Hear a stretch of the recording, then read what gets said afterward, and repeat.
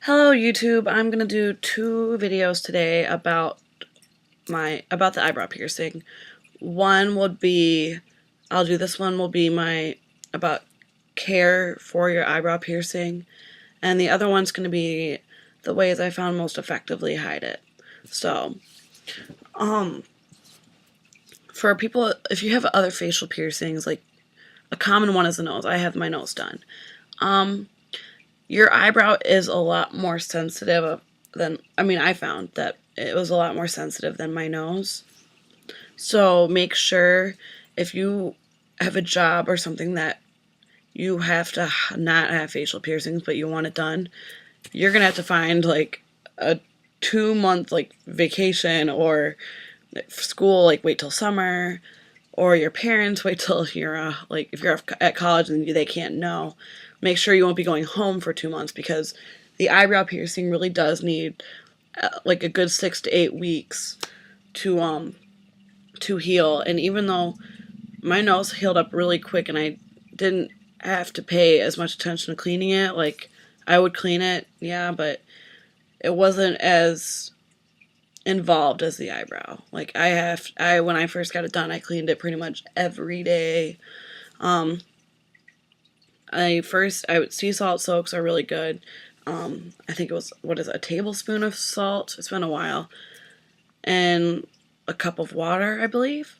And warmer water is better. What I would do is I would dip a cotton ball into it and just kind of let it soak there, and like kind of just gently pat around it, and then just let it soak there while I would lay in bed or something.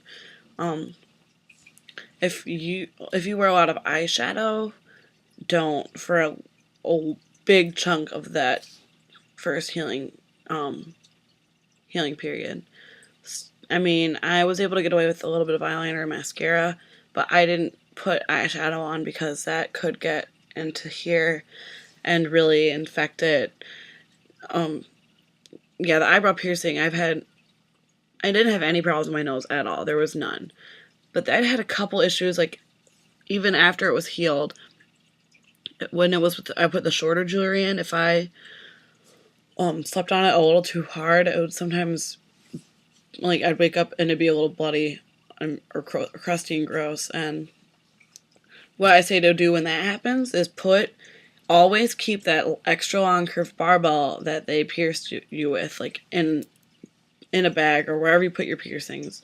Keep it in there, because whenever my eyebrow gets irritated, I put it back in because it'll be swollen. And one time I made the mistake of just cleaning it and not changing out the jewelry, and it was just really swollen, and it was in pain for a couple days. Not pain, but it was irritated, like very, very irritated. So make sure to keep that jewelry, and if you ever have problems, I know that it's sometimes fun to put in different eyebrow jewelry, but the eyebrow is really not, it's not like a belly button piercing where you have a ton of jewelry that's just super interesting, They're all curved barbells. Some have gems, some have colored balls on the ends, like nothing too spectacular. So definitely the minute you have issues, put the original jewelry back in. Sea salt soak, unscented antibacterial soap. I usually would rub it around and leave it on for like a minute to just kind of clean it out, and then rinse it with warm water. What else?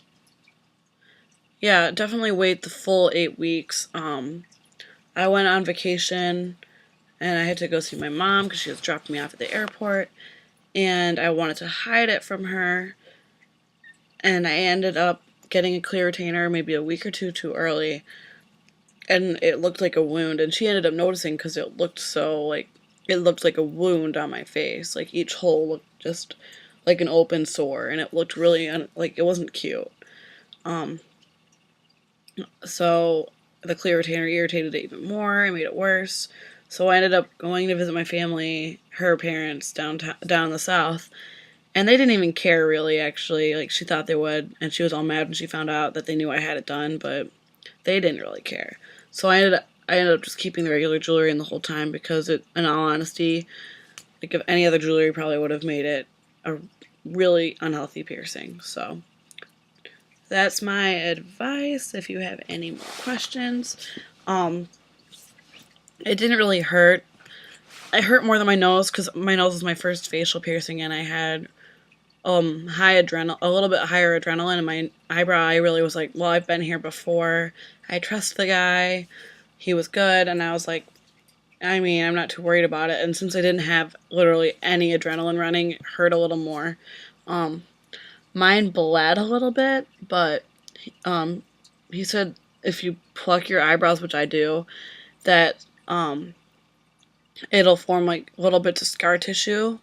So if you pluck your eyebrows, it is a little more likely to bleed and hurt a little more, but it really wasn't that bad at all. Definitely worth it. Things I found,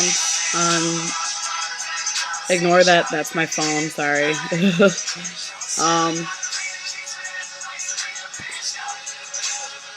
One thing I noticed when I was looking just for tips on how to like make sure I was getting pierced the right place, but I trust the guy. But if you don't have a piercer you trust and you go to get your eyebrow done and they pierce downward, leave. Don't go. Be like, no, because that's just dangerous and not good. You want them to pierce up. I mean, obviously, if you are getting your eyebrow done, you should either have a piercer you trust and respect, or find a good one. In my college town, there's one piercer I'd go to. I wouldn't go to anyone else because I trust him with my piercings. So, find a piercer you trust, someone who you feel comfortable getting advice on for if you want to gauge your ears or any other piercings. Yeah, just that's about as much advice as I can give you, about the same as any other piercing.